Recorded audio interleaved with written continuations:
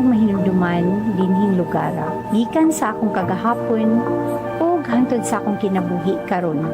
Dinhi mag-abot ang pamilya aron mangaon ang mga ginikanan uban sa ilang mga anak. Ang lamesa usa ka espesyal nga dapit sa usa ka panimalay. Akong sugilanon nagsugod sa among lamesa. Ang sinugdaning tanan, katong nagdesisyon ko nga mopiya sa akong pamilya ug sa akong usa ka bulan nga anak nga lalaki.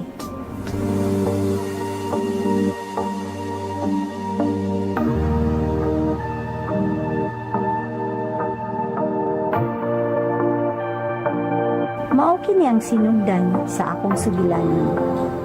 Tulo ka tuig nga nalulong sa droga, tulo ka tuig nga nagtinguha sa tingog sa akong anak ug pamilya. Tulo ka tuig nga nag-ipon sa tao nga akong gikataban. Apan nasayod ko nga daghang nawala kanako. Kakawala kanako ang akong pagkatao. Kakawala kanako ang akong maayong panglawas. Sa panahon nga nalulong ko sa bisyo, niundang sad ko og eskwela. Akong gibiyaan ang akong komportable nga higdaanan og panimalay. Apil na ang gugma sa akong pamilya. Daghang nahitabo sa akong kinabuhi ni adtong panahona. Dunay mga panahon sa paghilak, sa kawalay paglaom o sa tumang kasakit. Nahitabo nga didto na lang may mga tulog sa kadalanan. Dili na nako gusto nga mahinumduman pa ko sa akong pamilya. Maulaw kaayo ko nga makita ko nila sa akong sitwasyon. Usa ka adlaw ni ana, dunay misulti ka nako. Ang imong kinabuhi murag na ay kaanggid nga usa ka sugilanon. Ang anak na nawala sa Biblia. Iyang gipiyaan ang tanan og milangyaw. Unya iyang giwaldas ang kwarta nga iyang panulundon. Mao gidto ang nahitabo kanako. Nawala kanako ang akong panulundon. Nawala kanako ang oportunidad nga makita ang akong anak nga mokatawa. Ang pagkiguban sa akong pamilya o pagkiguban kanila panahon sa Pasko. Nagpuyo kami sa kadalanan o nagpalimos na lang para sa among pagkaon. Ang hinubay mahitungod sa anak nga nawala, tinuod kaayo sa akong sitwasyon. Kinahanglan ko manglimos ug matulog sa daplin sa dalan. Apan ang sambingay nagsulti nga ang anak nga nawala nakaamgo. Ug usa ka adlaw ni ana, dunay usa ka tawo nga nagsulti kanako. Si Jesus nahigugma kanimo ug duna kay kaugmaon diha kaniya. Mitubag ko, apan kinsa man ni si Jesus? Abi na ako ra ang magbuot sa akong kinabuhi. Kung pwede ra nako himuon ang akong gusto. Apan sa diha nga mutan-aw ko sa akong kaugalingon sa samin, nakaamgo ko nga daghan na gyud ang nawala kanako. Niwang nakaayo ko og duna ko'y breast cancer. Bag-o lang natawo ang among anak nga babayi ug duna siya'y epilepsy tungod sa among pagka-addict sa droga. Sa diha nga nadunggan nako ang pulong, gihigugma ka ni Jesus. Nahitabo ka nako ang gisulti sa Biblia. Nakaamgo ako. Kung mobalik ko, pasayloan pa ka ko sa akong amahan. Dawaton pa ka ko sa akong pamilya. Kung sakay mahitabo ka nako. Apan giandam na sa Dios ang tanan. Giandam na niya ang lamesa.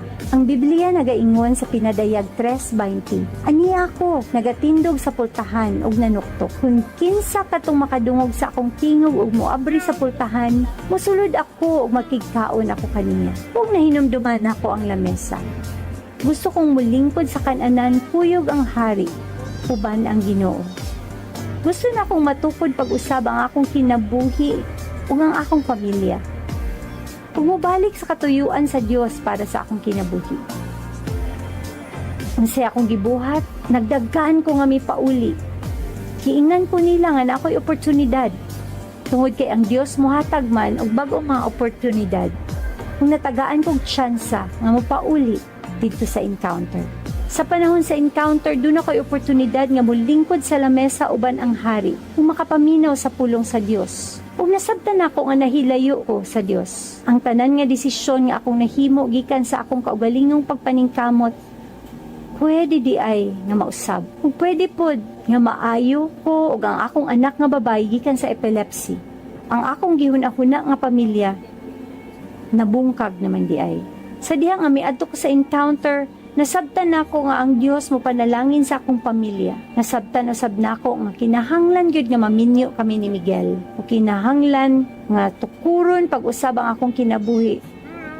Dito sa encounter, ang tanan na hisgutan nakatabang kanako pag-ayo. Nakatabang kanako sa pagsabot sa katuyuan sa Dios alang kanako. Sa encounter, naabli ako mga mata sa akong mga kagahapon ug sa tanan nga nahitabo hangtod niadtong adlaw. Giablihan ko ang putahan sa akong kasing-kasing. Gipalingkod ko sa Dios uban kaniya sa iyang talad kananan. Gitagaan ko niya og pinakalami nga mga pagkaon. Ang hugaw kong mga sanina gikan sa pagpuyo sa kadalanan pulihan niya og bisti sa usa ka anak sa kaari. Nagkigkaon ako uban kaniya. Madunggan na nako ang pulong, nasabtan nako nga aduna ko'y tumong ni ining kalibutan.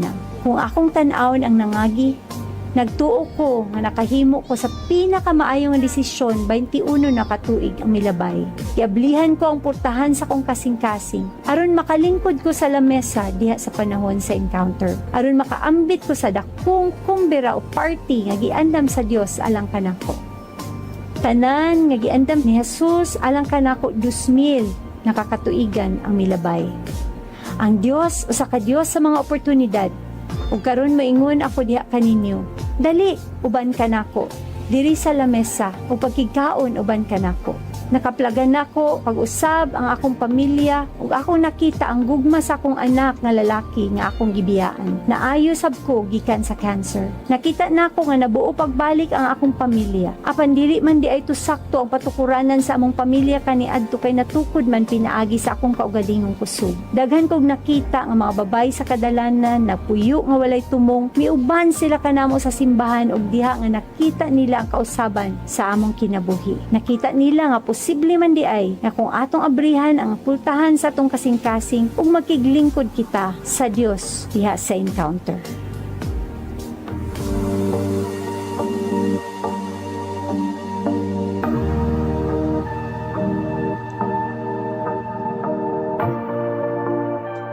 Adunay mga bag-ong oportunidad o kahigayunan bisan pagdaghantag kapakyasan.